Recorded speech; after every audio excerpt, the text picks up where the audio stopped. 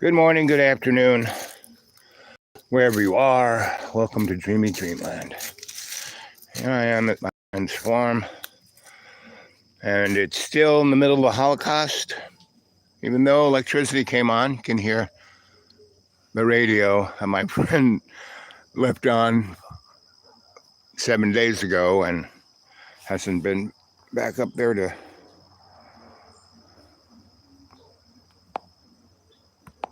Oh no, I hit that, right.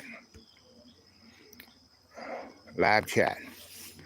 That's what we got here. We got live chat. Want to hear from you guys. So,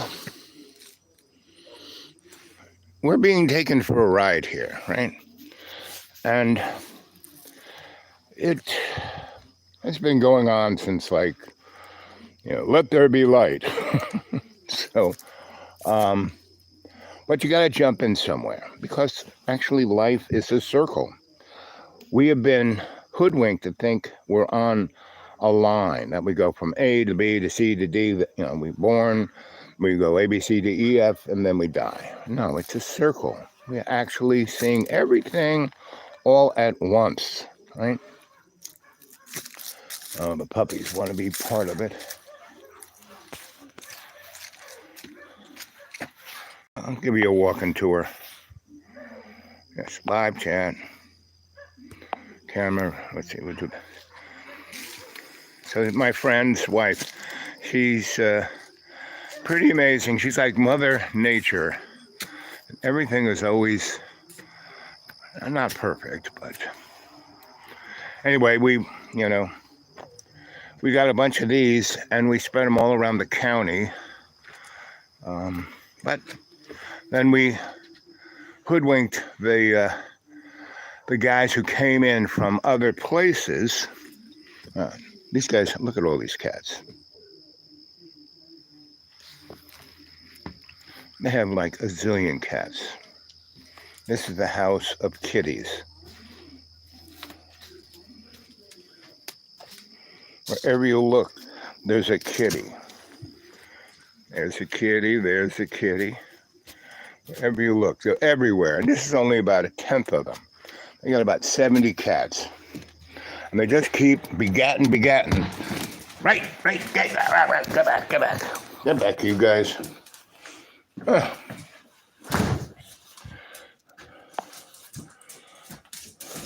Yes, live chat. Move the camera around. There we go. So,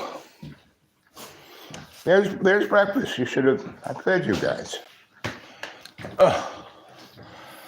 Anyway, so,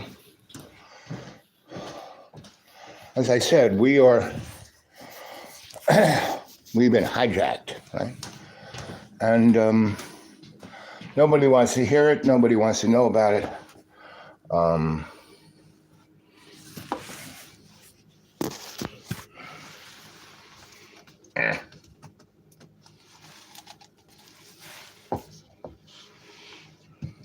Oh, screw it.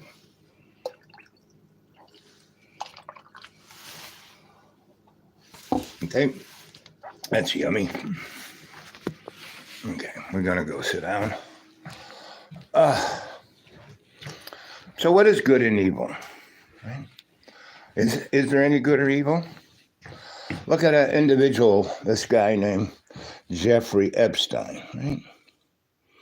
Now, I've been talking about how all the character actors like, Micro Penis Billy and Faceless Boy Wonder and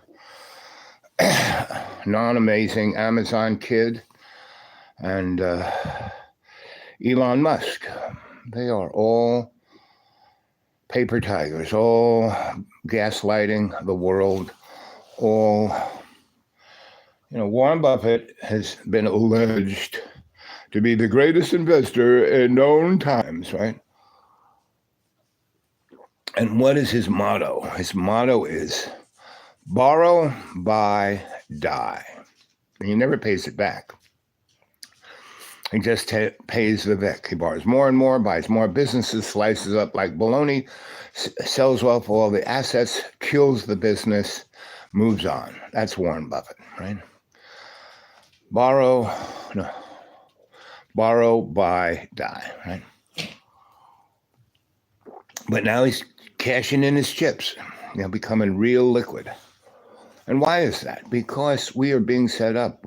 Since Bretton Woods, right? You know what Bretton Woods is? It was a deal to set the price of oil based on the American dollar. Thus, because that whole decade century, from 1945 until now, everything's been based on the petrodollar, living on the petrodollar, right? And that's like, we can print as much money we want, we can have as much debt as we want, because it doesn't matter, because we are, borrow, buy, die. So we've been in the throngs of dying, right? And we have been set up. Ukraine was experiment, a B-roll of what's going to happen in the United States, right? And so I'm out here in the land that, what's her name? Evil bitch, lock her up, Hillary. I call her HC. Basically, the deplorables are a basket of deplorables. No, they're good people. We have just been hit by a sci-fi movie, right? We got like 20 trillion gallons of water that washed right through, and we are, Sawtooth Mountain range. So it just, where everybody was living, it washed away. Asheville is a great example, right? And all those people, it's truly amazing. I was in Asheville the week before this happened. I was there on that weekend before the next weekend, right? And I saw all my buddies who still stayed there, right? It's just like all my buddies in New York, that we're all turning old. And I have friends who got rent-controlled apartments. I went out and just lived in abandoned buildings, and then housed homeless people in them with a bunch of other people that we did this, the Gang of Eight.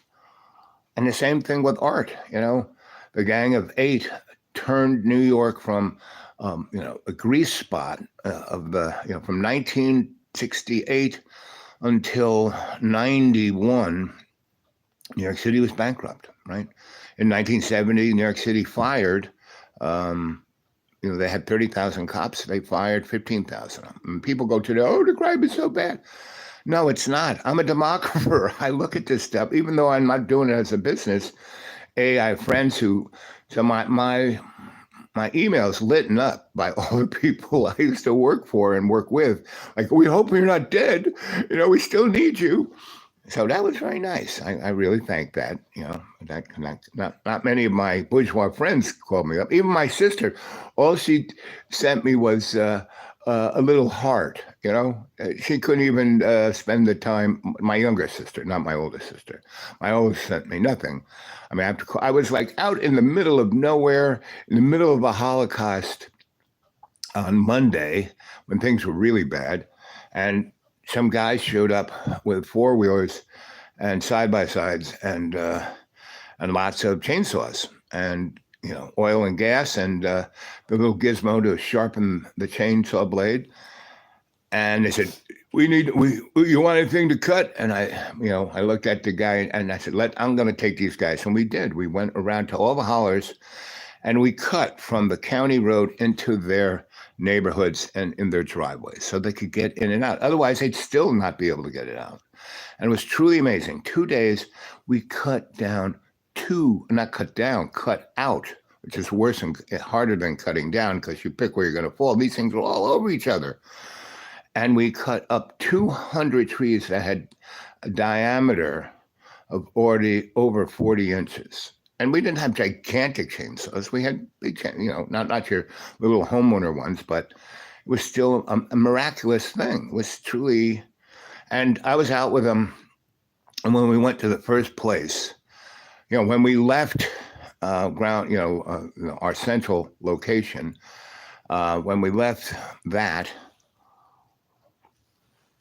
I call it the site, the undisclosed location, because when FEMA and Red Cross find out that where there's somebody like in Mountain City, we have an airport. That's a pretty big airport. Rich people extended it, and you could land a Gulfstream there, right?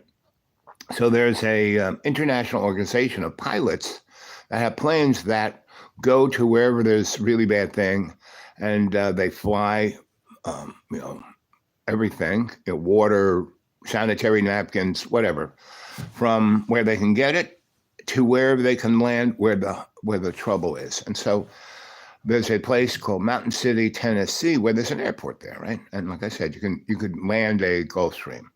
And these guys were flying in, and they contacted this woman. One of those pilots knew this woman, and she organized her friends, and there were hangars there. So the guys who own the airport said, well, we're going to do this. And it was started around Monday, right? Because the state didn't show up. FEMA didn't show up. Still, the state hasn't showed up. They've flown over and looked and say, oh, it's terrible. But they haven't showed up. And I wish I had my glasses. You were meant to be, yes, at that location. No kidding. I mean, for the last 5 years, what am I doing here? I guess this is what I'm doing here. Toolman. Hey, Toolman. Yep. So anyway, so we were cutting all of this. Oh, the airport. So this lady, she's flying in, they're flying in tons of stuff, and she's sending anyone, you know, who she kind of knows or doesn't even, I'm from this church, we're going to give it no problem, fill up your truck. You know, at our location, we give everything to everybody, no questions. We just say, what's your name? So we can show that we gave all this stuff out. Well, we don't take any real name, number, you know, we don't, just your name, right? And so we have, you know, composition books full of names. So anyway, that lady was doing a great job, a little less, because we were getting tractor trailers and stuff, right? And we were getting those tractor trailers in, like, you know, this one. So there's a certain number of sheriffs who have been protecting us, right, and helping us, but not the sheriff's department. You know, certain number of highway patrol guys, and these are all guys who grew up around here and have Mamo and Papo still here, and they're seeing what we're doing, so they are like trying to watch out for us. And there's one, a bureaucrat who is, I'm not going to name his name, so, you know, he doesn't go, but he is, again, helped us out in innumerable ways, right? But he can't do stuff he can't do. I mean, he's called up the state to get, you know, T-Dot here. No one showed up. You know, he's called FEMA. No, FEMA showed up only to close people down. Like that airport lady I'm talking about, they closed her down. They say, if you open up again, we're going to arrest you because you're not certified. You know, down in Hampton, it was obliterated, Hampton. The high school gone, the highway gone, half the town gone. And the only thing that didn't get gone was the middle school. So we went down with a couple truckloads of stuff. And then the people we were being supplied by, we said, send X amount down to them. So they were becoming a site themselves. And they also had a large, you know, like a cafeteria and gymnasium where they could bed down, you know, 300 or 400 people at a shot. And Red Cross came in and first stopped them from doing it. And then Red Cross left and the people said, screw it, and just kept doing it. And then I'll have a patrol guy and the county, that's the other county. They just planted themselves there. And every time somebody like FEMA or Red Cross came to shut them down, the cops said, we're the authority here, you get out, right? And there were 5 other places, that airport, and there were a lot of, how to place it, holler guys, right, who have clubs, you know, shooting clubs, biking clubs, you know, that's the club, right, you know, mahjong clubs. And most of them are on, you know, a major back road, you know, not like the roads we were cutting out, you know, those, right. And so the other interesting thing was one of the there were T-Dot guys came up here again who had family up here. And when their superiors wouldn't let them come, they said, fuck it. And they loaded their trucks with chainsaws and they couldn't bring the big heavy equipment. So they had dump trucks with snow plows. They were clearing trees out with snow plows. It was not the right piece of equipment, but still it did the job. And they also had the things that cut brush, you know, on tractors. They had them on these, they almost look like big long arms. So what they were doing, this is only supposed to, so this big long arm, and so the blades are flying around like this, not designed to have the exposed gigantic blade. And they were like going after the limbs and stuff so they could start. I mean, it was amazing. So there were a lot of people. The state didn't do anything. And this is an example. Asheville is another prime example. That's a lot of rich people there. They got no help. Zip. Still not. 40's out, 26 out. No one's coming to see those guys, at least, And they should have known. I lived in Asheville for 10 years, 91, almost 10 years, 91 to 99. And we had a big snowstorm. And I have friends in Noah, and Noah had a big office in that town. That's how I got to know Noah people. And they were going, and they tried to tell everyone, all the city people, the county people, the state people. No one listened. Big snow thing came in. Most towns are wired. Most electric systems are wired like a tennis racket. So if one line goes, you can switch a few things and keep the majority of the power going. Not Asheville, one line. That's it, right? And about 2 years before this snowstorm occurred, I kept telling the police chief and the powers that be, I said, you guys have so screwed the black people. And there are no black people in this part of North Carolina, or that part of North Carolina, that they're like invisible. But so gangs had come in, things had happened, and the cops said, we don't have that kind of crime here. No, this, we're all white people. Well, no, there's, 20,000 black people over there. And they had a great culture and a great, that's the folk I hung with. And so anyway, like when the Biltmores were here, they brought the black people here because they were artisans and they were highly educated, skilled people who could be their servants, right? And they brought in Italians. They needed a mason. So there's a big representation of Greeks and Italians and black folk in Asheville. But the rest of the neighborhood, surrounding counties, no. Or Buncombe County, only Asheville. And so I told everybody, because I was, the dude in that town, because there was nothing going on. I was the art party ringleader, cultural provocateur.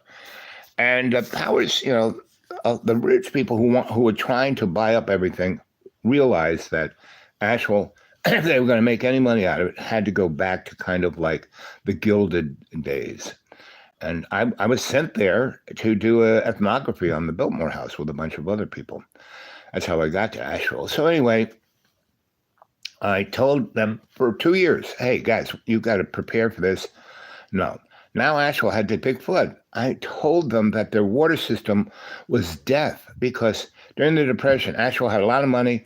They rejiggered all of Asheville to be a big city. I mean, they named the streets Lexington and Wall Street and Madison Avenue, and Broadway. And then the Depression came, and that's why there was nobody there, because they didn't finish paying off their debt until 1999. Their 1929 debt wasn't paid off till 99. So I kept saying, hey, you got to watch out for your water. It's like poison. It still is. I said, if we ever have a major flooding of this place, we won't have water for years. That's where they are now. And they're still, I talk to people there, they're in shock.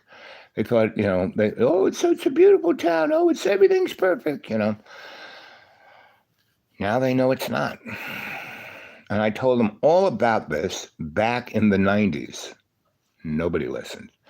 I still had friends there. Like I said, in New York City, I had these friends who got rent-controlled apartments. But when they were 25 and the rent-controlled, nobody wanted a rent-controlled apartment on the 6th floor of a walk-up, they got it. So instead of spending, $3,000 a month for rent, they're spending like, $112. But now they're like me in their 70s and 80s, and they're having to walk up 6 stories. Well, it's keeping them healthy, Anyway, so that's what I'm talking about. Nothing is what it seems to be. Like physics, science. We think we're in the George Jetson lane just because we had these cell phones. No, this is nothing. What that cell phone you're watching me on, this is what is known as surveillance economy, right? And China is what it is because it's a mix of it's China is the old America, the 1970s America, the 2005 or 8. They're right about 2008. They're about to have a gigantic economic collapse, and they're also we are going to copy their 1984 style of surveillance. And now this phone is, like I said, surveillance economy, meaning you Google, you think you're getting Google for free. No, Google's getting more information about you. What porno you watch, what you're buying, all the above, right? They should be paying us to use Google. So go read 1984. I mean, that's where we are and don't know it. And the switch is going to be flipped. And we're being so set up because there's 6 gigantic hurricanes in the Atlantic and the Caribbean. And they're going to keep hitting us like this. But this is just the first one. We're going to have at least 1 to 2 this kind of experience. I think next week. So whatever we experienced last week was not a hurricane. It was a sci-fi movie because it didn't do anything that nature does, meaning this was caused by, space-based harmonic weapons, right? And I gave a speech about this in the United Nations. I was being invited into the boys club of the big table, and I was asked to make this, keynote speech, right? I was supposed to talk about advanced technology in the economy, right? So I wrote out my speech. I handed it to the powers that be. Okay, you can say this. And I got up there, standing in front of 300, everyone nice, and I was kind of still dressed like I am today. And they were happy with that, this one, a lot of powers that be say to me, I've had this said to me more than once, Al, we love you, but if there were more of you, we'd have to kill you. Just, we can stand you. We can stand the fact what you do, how you do it, what you look like. We love it, But if you start like a movement, So I've never done that, meaning I never started a movement because I talk to power individually. I don't embarrass them. I don't, I was talking to some guy, goes, it was all about, the American way, and we're free because we get to vote. And I said, yeah, we get to vote for what kind of sprinkles we want on our donuts. And he lost his shit. And I had nothing else to do. I just kept pushing his buttons until he lost his mind. When I told him that I don't vote, he said, you're the reason everything's fucked up. And right in a minute, I kind of said, oh, give me a hug. And he was like, what? Touch you? And he kind of ran away. So later in the day, I saw him again. I said, you're an amazing guy. You've changed my mind. I'm going to vote this season. And he said, you are? Oh, who are you going to vote for? And I said, Tazzy Gabbard and Robert Kennedy. What are you doing? What are you nuts that you're just throwing your vote away? It's like, I said, you said I could vote for anybody I wanted. I just had to vote, so I can't complain. And he just lost his shit again. That's how distracted the general public is. They have no idea what's going on. The sun is like doing congas up there, and there are X-flares shooting out all over it. And one of them, we're going to have a bullseye on our back. And one of those super X-flares hits this planet. Say goodbye to every single, silicon chip on the planet, right? Your car's not going to start. No, we just experienced what it was like. It was like a religious experience.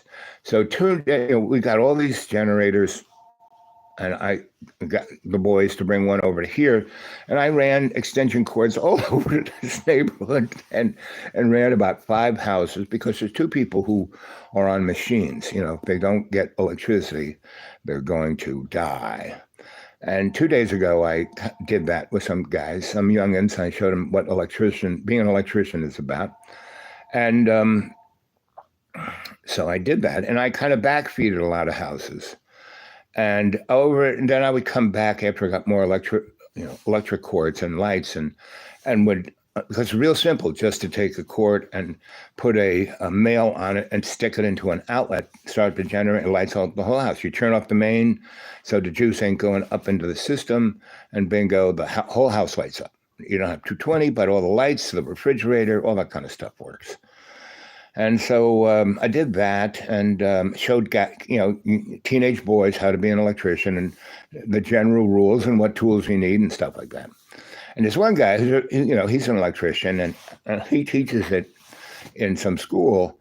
And he came and looked at what he did. Well, that's not code. I said, buddy, in the National Electric Code, because he treats being an electrician like Pharisees treated the Bible, right? I said, so the National, oh yeah. I said, so that right in it. And in his car, he had it. And I turned to the page and I pointed at it.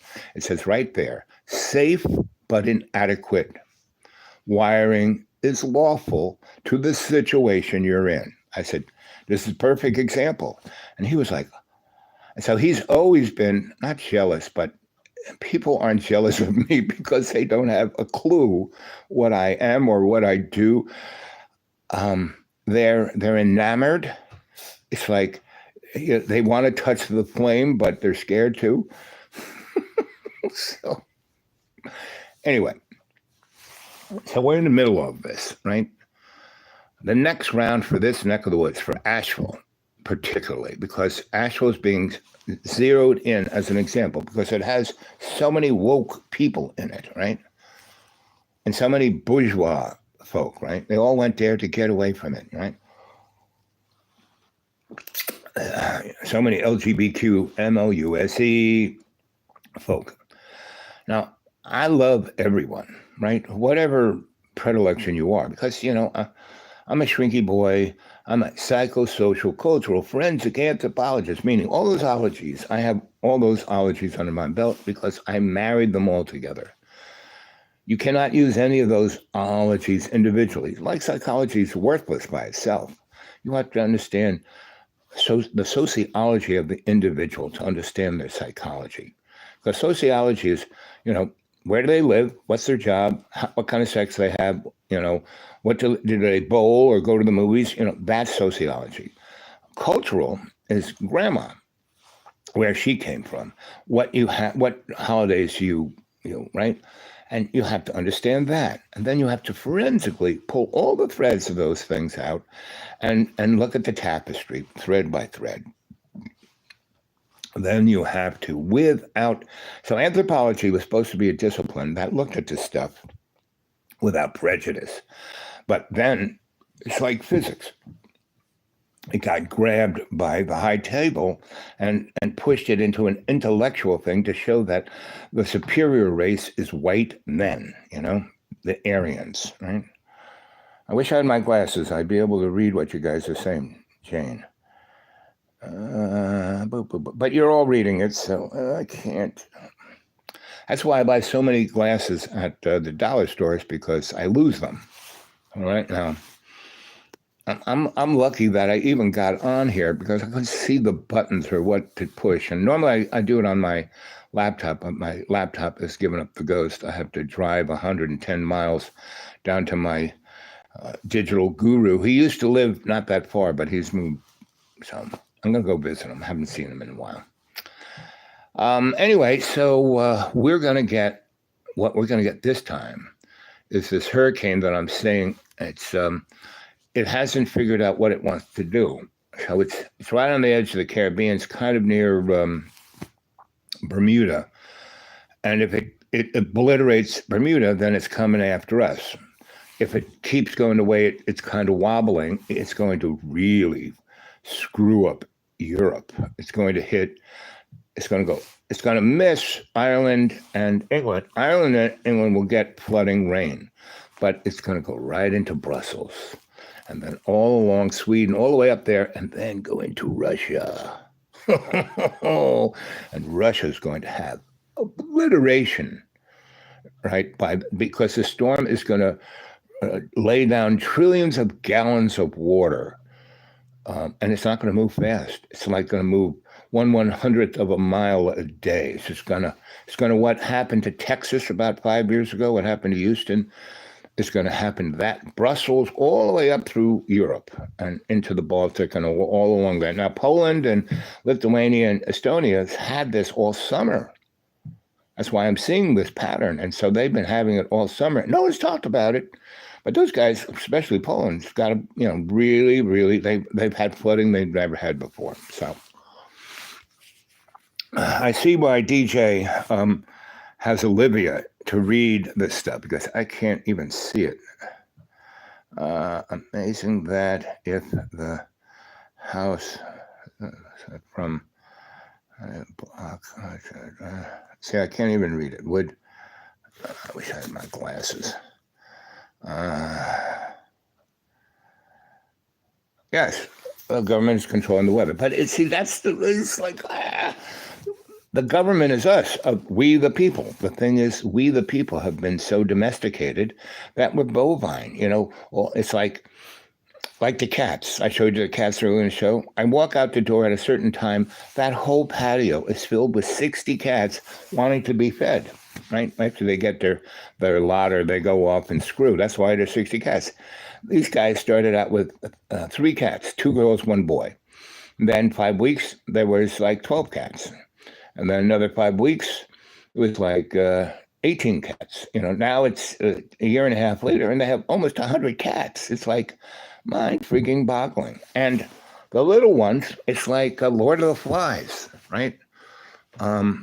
There's so many cats. The mama cats don't, they lie down, and whatever cat wants to get on their nipple, on the tit, as per se, it could be a grown cat sucking on mom, and she doesn't care. So the little ones can't push the gigantic fat cats. See, this is a metaphor for our economy, because all, Elon and all of those poster boys, are on,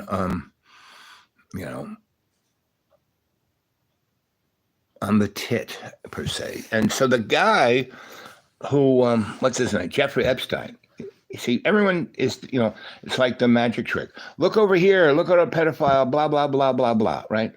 But what was he doing? He was doing the pedophilia thing, not to children, but to institutions. Like, look at what he did to MIT. He went in there, and all the other entities that I used to love to work for, Brookings and Rockefeller Foundation and Carnegie Mellon, all those guys, Epstein went in with billions of dollars, went to all the interesting young guys who were waiting, to get up on the thing, writing papers. He got any interesting off-the-hook ideas, I'll give you 100,000. Go figure it out. And basically, that's how he funded for 10, 15 years the destruction of science in America and in Europe. And pretty much he gave money to anybody who wanted, and that's why we're not looking at the issues of, physics has been castrated we have spent 40 years looking at string theory, and string theory is a joke. It goes nowhere. It's based on no reality. They make stuff up with crayons and call it science. And they have, there are kids who are going through, Stanford and MIT and Carnegie Mellon, and they don't even know basic, general relativity. They don't understand the foundations of gravity and electromagnetics. They're not even looking at. They're looking at phony stuff that can't even be proven.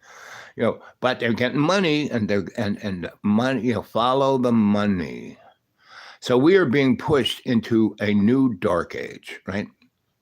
Everyone's losing their literacy, their ability to think, meaning I'm over at the site. My general job is whatever catastrophe shows up and no one's taking care of it, I go to it, right?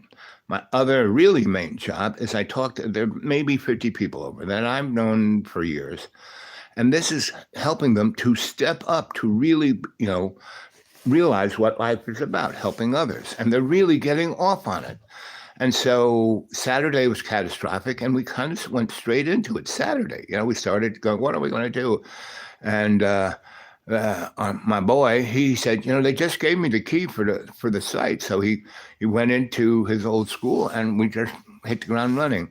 And the guy who is the dude showed up with one generator and said, I'm holding you responsible, Al, for this. I said, please, I'm going to make it work, but I'm not responsible. That guy is. Okay. So they put this really crappy generator down, and, somebody brought a box of extension cords and some work lights. Really, what they brought was, I lit it up with Christmas lights, my favorite lighting tool, right? And so the big long hallways, the classrooms were all lit up, and I had, lots of plug strips so people could charge their phones, right? And this guy from a corporation showed up, and he says, I want to set up you guys look like you're the place that I should set up a Wi-Fi. I said, yes, what are you going to do? He says, well, I have a couple of Starlinks. So he put one on our roof, and the rest was history. So we had communications with the outside world, and, the dude kept coming to make phone calls on our Starlink. And so he was calling the feds and everybody to, state government so then he started calling business people he knew, and that's how we got the stuff. I mean, I have to thank you, Walmart, did a great job. Dollar General, great job. People who I normally would berate and say they're the devil, they really did step up, right? All of the small businesses, right, who had stuff that they could have tripled the price. They gave it to us to give away, right? The job lots and the things that are, they're on their last breath, and they gave stuff to give away. And all the restaurants that had no electricity, they had their little generators for lighting, and they were cooking up all of the food they had in their walk-ins and the refrigerators and giving it away for free because it was going to go. And so from last Saturday to this Saturday, so now we're almost back to where we were, but we're going to get hit again, not this coming week, but the week after. And we're going to have, this storm that's going to be a hurricane. There's one of those 6 that's going to come up the same path, but instead of, that storm only lasted 4 hours here and decimated the place. It was only over Asheville for an hour, and it's obliterated, right? So, like I said, we got hit by a sci-fi movie. And there were mountains and people we cut out. We went up in the hollers, and so we went off county roads and just cut it our way in. So a car, not getting rid of all the trees, but just making a path so a car could go on that road, and cleared the road of stuff. What we came to this one mountain that was bizarre because about 300 large, tulip poplars, about 200 feet tall. Each tree was 40 inches in diameter. It was shot out of, meaning it was out of the ground by 20 feet, and the tree didn't go down the hill. It went up the hill. It looked like it was shot out of a cannon up the hill. The root ball and everything shot up the hill.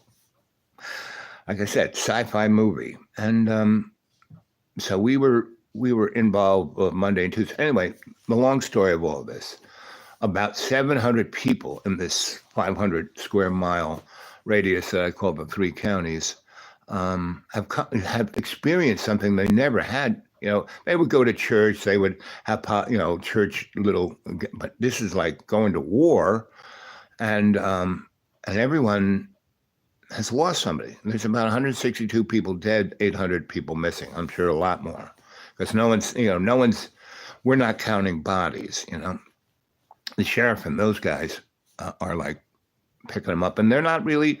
I only get these numbers from not what the sheriff is putting out on the internet, but what the guys, what I call our guardian angels. We have about between the state highway patrol and our three county policemen. We have about 20 guys who are doing a great job. They're sleeping in their car. We set up a place where people could sleep, and I'm gonna try and figure out how to put showers in one of the places. But anyway, like the county took a lot of stuff out of our site before they gave what's his name the key, and they took out the hot water heater. Why? They took out all the computers, the routers, and the server, right? Why? But other people have, helped us put it together. So we've done like 10 weeks worth of work on that place in like 3 days. And then when I was down Monday, I kind of went around to the three counties and looked at what roads, what real bridges, and how we couldn't get to here to there. And I ran into a real line crew, but they were from the other side of the county, the state, and they were hanging with another crew that was from Vermont who came here. Both those crews, they said, we want to go down, and the higher ups of their institutions, oh no, you can't go. Well, they just loaded up and came here on their own nickel. And they brought all the equipment that needed, bucket truck, a gouger, and a truck full of hardware. And our brilliant utility sent 60% of our line crews to Florida. And when I asked, the head administrator, so why just call them back? Oh no, we're contracted to keep them there until, end of November. I said, what are you, nuts? And so that's when I was jumping up and down, I said, there's 4 crews here from out of state. We need to hit and he said, yeah, you can go get what you need. And I'll look the other way. And so we got pretty much all the main lines on, and about 3/4 of what are called the farmer lines or the single lines. And so that's where we stand today. But I would say this time next week, we will be having torrential rain, and that will really, because a lot of the way water runs, there's already dug a trench, like Asheville. Whatever was left of Asheville ain't going to be left after this. I was watching some bourgeois girl who was riding around in her Lexus, and she did a nice job. She started about, so the storm hit them on Friday, and so she started doing her thing on Wednesday and showed how, and nobody prepared. Oh, it won't be too bad. Oh, just be a little flooding over here. So nobody did anything. And Thursday, things looked a little, and still nobody did anything. She's going around talking to people. Oh, it'll be all fine. It'll be good. And then Friday, and the French Broad just, blew out 1/3 of all of Asheville. And then above it, things that water never came down like waterfalls and washed out North Asheville, that's where the rich people are. Never. And she did a pretty good job. But she couldn't, because she kept saying, well, it's not really raining. I guess I wasn't in, when I took a nap. I guess all this water came from when I was asleep, because when she was around, it was like drizzling or raining, but not like, big drops, heavy rain, not what we call a gully washer, right? And So, guys, there have been about 20 of you guys watching. How about some thumbs up? All right. Good morning, good evening, good afternoon. Welcome to Dreamy Dreamland with your Sensie Owl Bob. Here it is. We're 44 minutes and 44 seconds. I love it when this happens. Here doing this little review. So, nothing is separate. Everything is connected, right? And in the beginning, bango, there you are, right? From Genesis to today, this is all one thing. This is all a lesson for us. And if we need to dig ourselves into a bigger hole, if we need to have nuclear war, we'll do it to ourselves. We're really set up to do it. Israel's just itching to nuke, what's left of Hamas and go after, because their real military threat are the guys up there in Beirut, and they're going to nuke Beirut. But the military guys, Hezbollah, they're already dug in. They have already figured this out. They're throwing missiles at Israel here, there, and they're really just kind of using up. So like Iran shot 100 missiles at. Well, let's go back.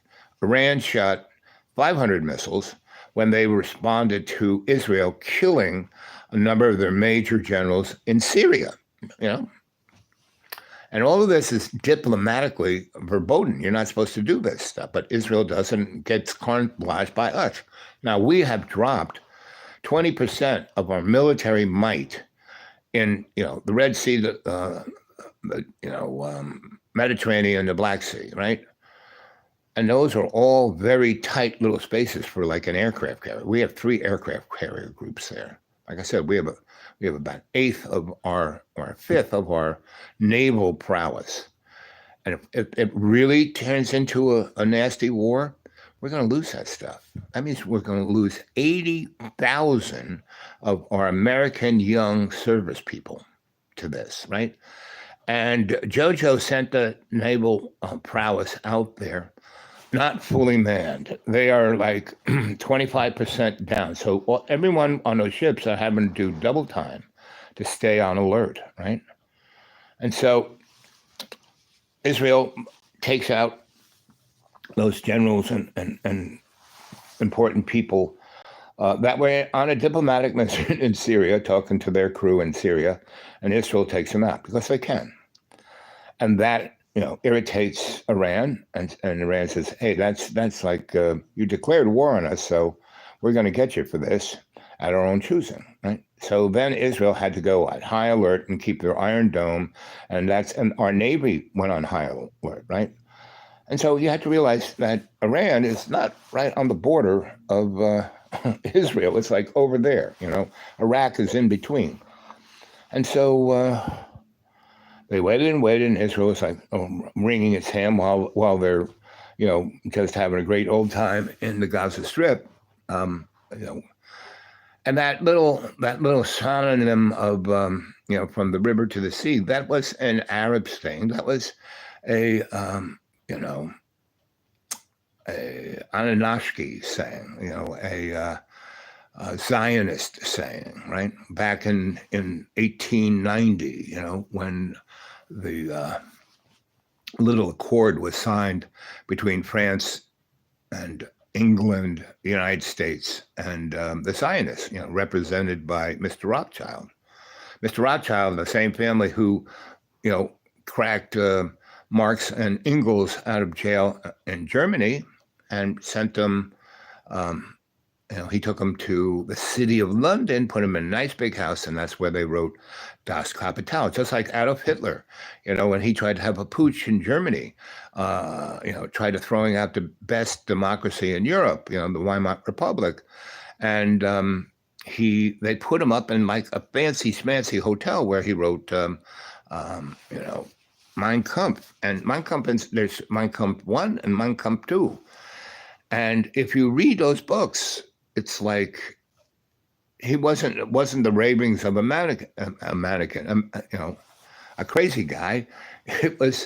He's saying, this is what you got to do. And about 10 years before that, maybe 15 years before that, Mussolini, his doctoral thesis he invented fascism. He said there's capitalism and there's communism, socialism, and then we need a new thing, which is like a marriage of capitalism and communism. Not socialism, because socialism, when you have social democracy, that kind of works, That was the thing that Marx said would come at the end of great stress of the masses, right? Would be a social democracy. He never even named it.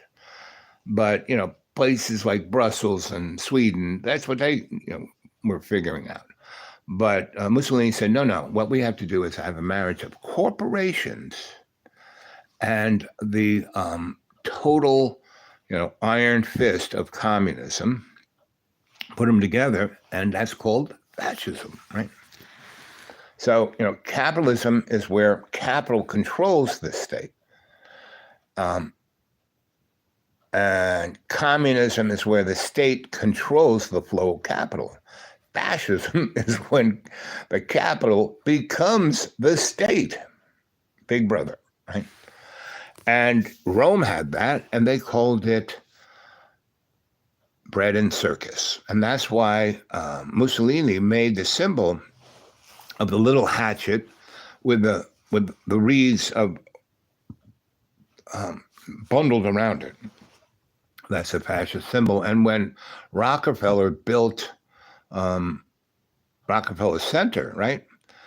He had artisans make all the lights, like for the hallways and in general public places.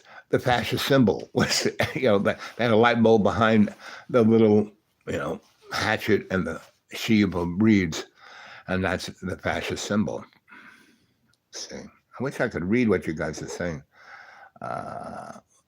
Lithium deposits in the world under astral. Yes, this is true. Yes, it's like follow the money, kids. That's all it is. Follow the money.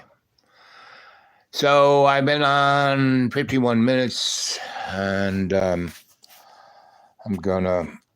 it's a beautiful day. It's past 1 o'clock.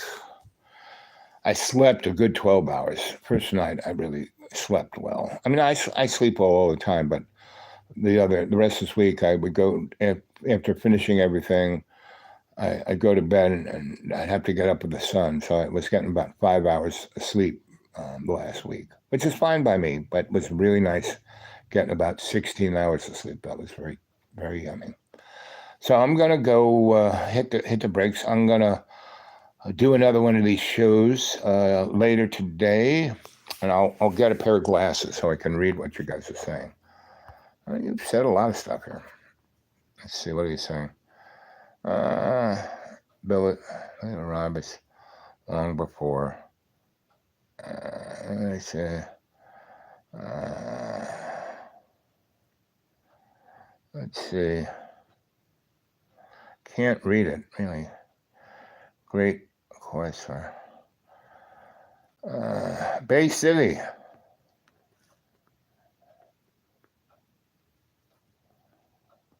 Well, I called Johnny a few times to say it was okay.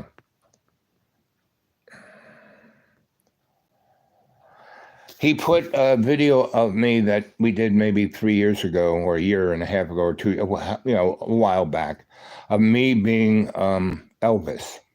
You should go watch that one. He always says, I'm gonna link these to your channel. Never does, right? We've done about, I don't know, 40 videos together in the time that I was there, right? Most of them have gone, all of the ones that have gone above, 300, average John viewing is about 300. And the ones of me are in the hundreds of thousands, right? So he gets money off of all the ones I did, never gave me a penny, right? And he threw me out 32 times. And he's always screaming at me, you cost me money, you cost me money. So I haven't been there for a year, right? It's like, so if I ever go see him again, stay there, and then he wants to throw me out, and we'll go, you cost me. Well, I haven't been here for John. You haven't really. Anyway, but so that's really, John is just a, he's my friend. I hope he does well. he's, as long as I've known him real well, like the last 8 years, hasn't changed one iota. Hasn't done anything, right? He stayed up in it, and he does the videos of him dyeing his hair and hefting bell weights, and that's it. And talking about his, he talks about his kids and his, basically he has one son. His that's I can tell. I haven't done a DNA test, but I just look at how people look, their bone structure. And the one son, his oldest boy, definitely him, looks just like him, right?